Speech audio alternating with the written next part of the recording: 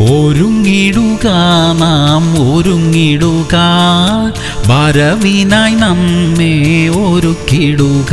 Hallelujah hallelujah hallelujah hallelujah.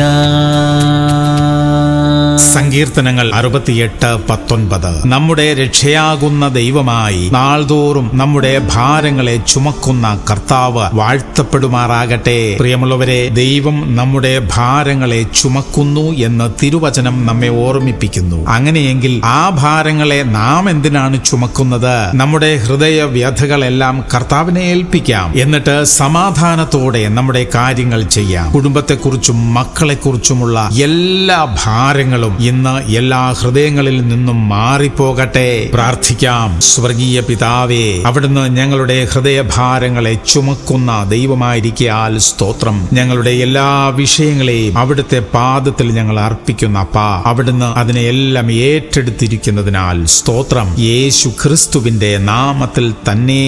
Amen amen amen.